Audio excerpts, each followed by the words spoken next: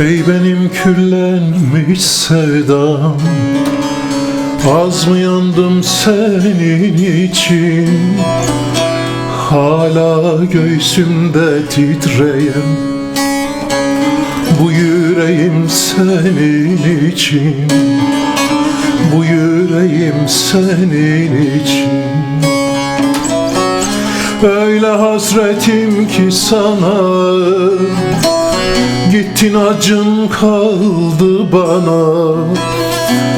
Kendimi koydum bir yana, tasam derdim senin için. Öyle hasretim ki sana, gittin acın kaldı bana. Kendimi koydum bir yana, tasam derdim senin için.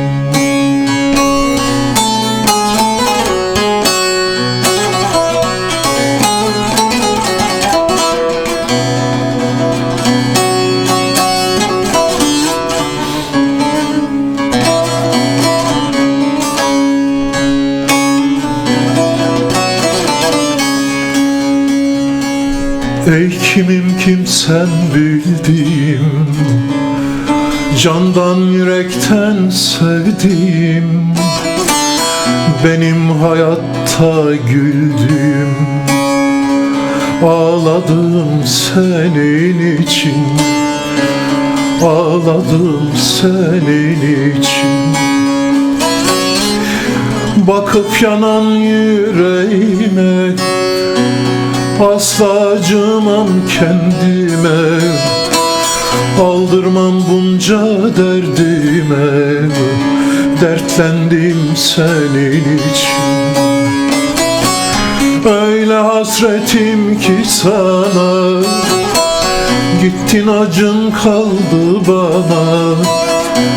Kendimi koydum bir yana, tasam derdim senin için.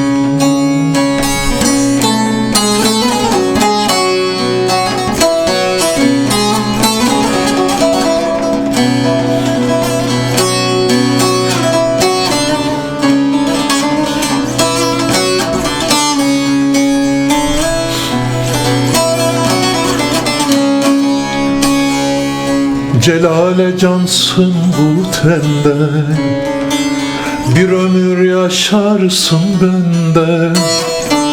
Aklım fikrim ruhum sende, yaşadım senin için, yaşadım senin için.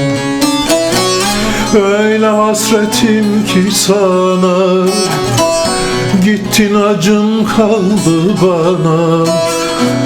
Kendimi koydum bir yana, tasam derdim senin için. Öyle hasretim ki sana, gittin acın kaldı bana. Kendimi koydum bir yana, tasam derdim senin için.